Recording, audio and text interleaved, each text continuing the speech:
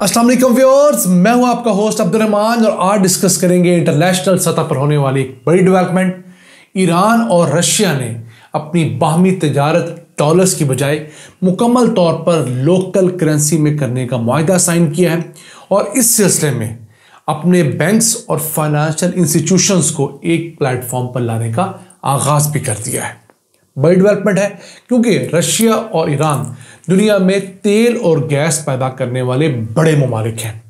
इसके साथ साथ ये दोनों वो ममालिक हैं जिन पर अमरीकी पाबंदियां भी आयद हैं। ईरान के ऊपर ये बहाना लगाकर कि ये दुनिया भर में टेररिज्म को फ़रोग़ देता है और रूस के ऊपर इस वजह से कि वो यूक्रेन के साथ जंग में मुलव्वस है। लेकिन दूसरी तरफ अमरीका का बगल बच्चा इसराइल भी है जिसने बम मार मार कर गजा को सफ़ाई हस्ती से मिटा दिया है। उसके लिए एक लफ्ज़ उसके मुंह से नहीं निकलता। अब ये जो लेटेस्ट मुआहदा हुआ है जिसके तहत ईरान और रूस अपनी मौजूदा बाहमी तिजारत जो 60% लोकल करेंसी में होती है उसे मुकम्मल तौर पर यानी कि 100% दोनों मुल्कों की लोकल करेंसी में करेंगे। अब प्रॉब्लम क्या है? दुनिया भर के जो माशी निज़ाम के ऊपर अमेरिका ने और वेस्टर्न वर्ल्ड ने कब्जा कर रखा है उनमें से एक निज़ाम बैंकिंग का निज़ाम भी है। दो मुल्क आपस में जब भी तिजारत करते हैं, एक्सपोर्ट्स करते हैं या इंपोर्ट्स करते हैं तो उनके दरमियान जो डॉलर्स की जो तरसील होती है वो एक स्विफ्ट कोड के ज़रिए होती है। आप में से जो नाजरीन कभी किसी को पैसे ओवरसीज़ भिजवाते हो या मंगवाते हो तो एक स्विफ्ट कोड देते हैं, तो वो आपका बैंकिंग ही एक अकाउंट नंबर होता है, उसके ऊपर स्विफ्ट कोड आप देते हैं जिसके ज़रिए आपका जो पैसा है वो राउट होकर आप तक पहुंचता है। तो अमेरिका जिस मुल्क पर पाबंदियां लगाता है उसको उस स्विफ्ट के निज़ाम से बाहर निकाल देता है, यानी कि इंटरनेशनल बैंकिंग के नेटवर्क से बाहर निकाल देता है। तो वो मुल्क किसी के साथ डील नहीं कर सकता। अब मुल्क आपस में तो अरबों डॉलर्स की ट्रेड कर रहे होते हैं, तो ये पैसे आप हाथ में, बैग्स में या शॉपर्स में भर कर तो दूसरे मुल्क तक नहीं पहुंचा सकते। तो बेसिकली वो आपका कम्युनिकेशन बैंकिंग का नेटवर्क काट देते हैं। इस दफ़ा जो रशिया काम कर रहा है, जिसे पंजाबी में कहते हैं पक्के पाँव पक्के पैरी काम कर रहा है, वो है कि रशिया अपना एक ऐसा बैंकिंग का और फाइनेंशियल वर्ल्ड का प्लेटफॉर्म बना रहा है जो कि स्विफ्ट के पैटर्न पे होगा, लेकिन उसमें अमरीकी इंटरफेरेंस नहीं होगी। अब इस प्लेटफॉर्म के ऊपर 700 से ज़ायद रशियन बैंक्स और फाइनेंशियल इंस्टीट्यूशंस आ चुके हैं।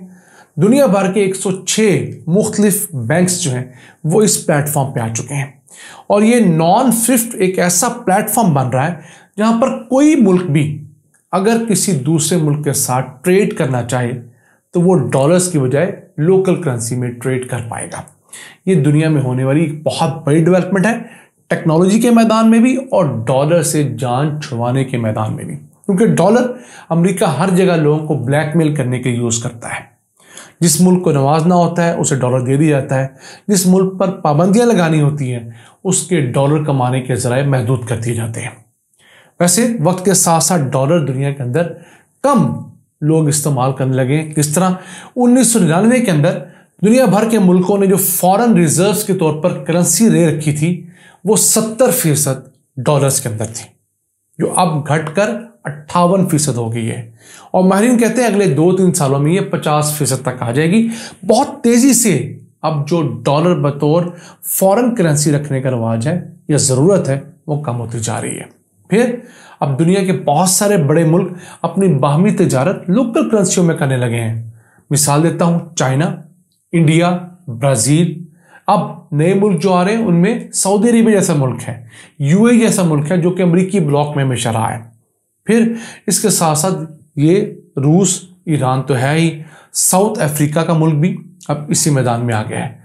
तो ये सारे मुल्क जो बड़ी इकॉनमीज़ हैं, ट्रिलियन डॉलर्स की इकॉनमीज़ हैं, मसलन सऊदीया भी, चाइना भी, इंडिया भी, तो ये अपने बैंकिंग नेटवर्क को इस नॉन स्विफ्ट प्लेटफॉर्म पर जब लाएंगे और फुली डेवलप करेंगे तो किसी भी नए आने वाले मुल्क के लिए कोई प्रॉब्लम नहीं होगी। वो किसी भी इस तरह के मुल्क के साथ बाहमी तिजारत कर पाएगा। अब पाकिस्तान और चाइना की जो बाहमी तिजारत लोकल करेंसी में बहुत ज़्यादा नहीं हो पाई, उसकी वजह यह भी थी कि हमारे यहाँ उस तरह बैंकिंग चैनल अभी तक डेवलप नहीं हुए थे। आहिस्ता आहिस्ता दोनों मुल्कों ने एक दूसरे ममालिक के अंदर अपनी ब्रांचेस खोली, उनको फिर ऑनलाइन किया, उसके मॉड्यूल्स, प्रोटोकॉल्स तय किए क्योंकि पहले डॉलर्स में ट्रेड होती थी, उसके प्रोटोकॉल्स तकरीबन 100 साल पुराने हैं। अब ये प्रोटोकॉल्स नए तय हो रहे हैं, तो इनके अंदर नई प्रॉब्लम्स भी आ रही हैं, फाइनेंशियल वर्ल्ड के अंदर नई इस्लाहत आ रही हैं। तो उस वजह से अब ये मसाइल आहिस्ता आहिस्ता सॉर्ट आउट हो रहे हैं, जिससे उम्मीद बन चली है कि दुनिया के अंदर अमरीकी डॉलर का जो कब्जा है और ब्लैकमेलिंग आहिस्ता आहिस्ता कम होगी। आज के साथ साथ अब रूस और ईरान अपना तेल बजाय डॉलर्स में देने के लोकल करेंसी में बेच रहे हैं। अभी पिछले साल की बात है, दुनिया के अंदर पैदा होने वाला कुल जो तेल है उसका 20% डॉलर में ट्रेड नहीं हुआ। ये डॉलर के लिए एक मौत का सामान है। डॉलर का कब्जा इस दुनिया पर इस वजह से है कि डॉलर पेट्रो डॉलर है, यानी दुनिया में तेल जहां भी ट्रेड होगा वो डॉलर्स में ट्रेड होगा। तो हर मुल्क को तेल की जरूरत है, तो तेल के लिए आपको जब डॉलर की जरूरत होगी तो आप अमेरिका के पास या अमेरिका के मोहताज होंगे। तो अब दुनिया के ये बड़े प्रोड्यूसर, दुनिया के बड़े कंज्यूमर्स इंडिया और चाइना को डॉलर के अलावा लोकल करेंसी में तेल मुहैया कर रहे हैं, यानी कुल पैदावार का 20% एक बहुत बड़ी अमाउंट है। इसी तरह वेनेजुएला के ऊपर पाबंदी है, वो दुनिया का एक और बहुत बड़ा तेल का प्रोड्यूसर है, वो भी अपना तेल अब डॉलर के अलावा लोकल करेंसी बेचने लगा है। तो मैं समझता हूं जिस तरह हर उरूज को जवाल आता है, इसी तरह अब डॉलर का जवाल भी इंशाल्लाह हम लोग अपने ही हयात में, अपनी लाइफ स्पैन में जरूर देखेंगे, क्योंकि इस डॉलर को मजबूत रखने के लिए अपने जाती या कौमी मफादात के लिए अमेरिका ने दुनिया भर के साथ जो खेल खेला है, जो करोड़ों लोगों का कत्ल किया है, लोगों का इस्तेहसाल किया है, वो अनकरीब अपनी मौत आप मर जाएगा। अमेरिका को टक्कर देने वाले अब वो मुल्क आ गए हैं जो अमेरिका की तरह बड़ी इकोनॉमीज हैं, उनके पास तेल और गैस समेत दीगर बड़े ज़खायर हैं, उनके पास टेक्नोलॉजी भी तगड़ी है, और अब वो पूरी प्रेपरेशन के साथ आ रहे हैं।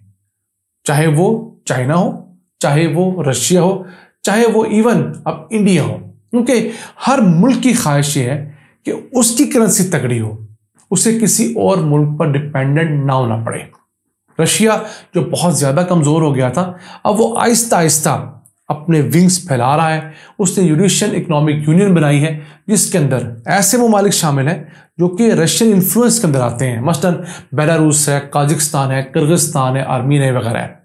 तो अब जो मुल्क रशिया के साथ ट्रेड करता है वही इन ममालिक के साथ ट्रेड करेगा, तो उसे ज़्यादा फ़ायदा मिलेंगे, उसको ज़्यादा बड़ी मार्केट मिलेगी।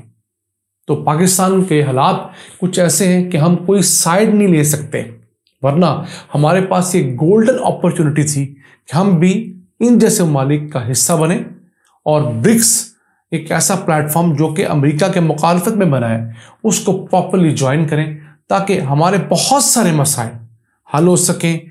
इन ममालिक के पास फंडिंग की कमी नहीं है, चाइना को ले लें, सऊदीया को ले लें, उन ममालिक से फंडिंग लें, कम शरह सूद पे फंडिंग होगी, कम स्ट्रिंग अटैच होंगे, कम शराइत होंगी, हम अपनी कौम को ज़्यादा डिलीवर कर सकेंगे। नाज़रीन, ये था आज का एपिसोड। मुझे उम्मीद है हम चंद नई बातें आप तक पहुंचाने में कामयाब हुए होंगे। अपने मेज़बान अब्दुल रहमान को इजाज़त दीजिए। अल्लाह ने के बाद।